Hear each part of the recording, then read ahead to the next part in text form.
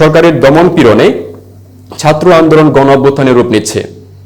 জুলাইয়ের শুরু থেকে কোটা সংস্কারের বিরুদ্ধে আন্দোলন শুরু করে বাংলাদেশের শিক্ষার্থীরা তাদের শান্তিপূর্ণ আন্দোলনে আইন শৃঙ্খলা বাহিনীর হস্তক্ষেপ উত্তপ্ত পরিস্থিতির সৃষ্টি করে। বিশেষ করে পুলিশের গুলিতে রংপুরে আবু সাইদের মৃত্যুর পর শিক্ষার্থীদের আন্দোলন উত্তাল থেকে আরো উত্তাল হয়ে ওঠে। যে পরিস্থিতি মোকাবিলা করতে সরকার অধিক কঠোর নীতি গ্রহণ করে। ছাত্র জনতা এবং আইন শৃঙ্খলা রক্ষাকারী বাহিনীর মধ্যে ব্যাপক সংঘর্ষ হয়। এতে কমপক্ষে 2 শতাধিক সাধারণ মানুষ নিহত হন। নিহতদের মধ্যে বেশিরভাগই শিক্ষার্থী। আহত হয়েছেন কয়েক হাজার মানুষ।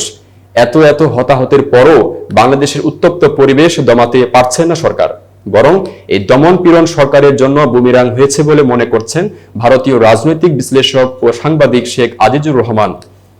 2 August Bangladesh student protest become people's uprising after brutal government crackdown শিরোনামে আজিজুর রহমানের একটি কলাম প্রকাশ করেছে সাউথ চায়না মর্নিং পোস্ট। এতে বলা হয়েছে, সরকারি চাকরিতে কোটা সংস্কার করে সুপ্রিম কোর্টের রায়ের 11 দিন পর হলেও পরিস্থিতি নিয়ন্ত্রণে আনতে ব্যর্থ প্রশাসন। বাংলাদেশে কোটা সংস্কারকে কেন্দ্র করে যে আন্দোলন শুরু হয়েছিল তা এখন গণ অভ্যুত্থানের রূপ নিচ্ছে। কলামে আরো বলা হয়েছে, চাকরিতে কোটা সংস্কারের দাবিতে যে আন্দোলন শুরু হয়েছিল তা এখন জনতার আন্দোলনে রূপান্তরিত হয়েছে।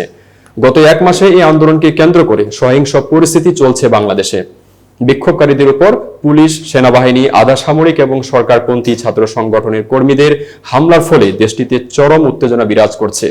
বিভিন্ন মানবাধিকার সংস্থার তথ্যানুযায়ী সংঘর্ষে এ পর্যন্ত 266 জনের নিহত হওয়ার খবর পাওয়া গেছে, যাদের বেশিরভাগই শিক্ষার্থী। নিহতের পাশাপাশি আহত হয়েছেন 7,000-এর বেশি মানুষ। সামাজিক যোগাযোগ মাধ্যমে ছড়িয়ে পড়া ভিডিওকে উদ্ধৃত করে আজিজুর লিখেছেন, আহত এক যুবককে উদ্ধার করতে যখন আরেক যুবক টেনে নিয়ে যাচ্ছিলেন তখন এক পুলিশ সদস্যকে পরপর 3টি গুলি করতে দেখা গেছে। এই ঘটনা রাজধানীর শনির আখড়া এলাকার বলে উল্লেখ করেছেন তিনি। এমন হতাহতের ঘটনাকে কেন্দ্র করে বাংলাদেশের পরিস্থিতি উত্তপ্ত থেকে উত্তপ্ততর হয়ে উঠেছে। এতক্ষণ বার্তা বৈঠকের সাথে থাকার জন্য ধন্যবাদ। নতুন তথ্য ও সংবাদ পেতে বার্তা বৈঠকের ইউটিউব চ্যানেল ও ফেসবুক পেজের সাথেই থাকুন।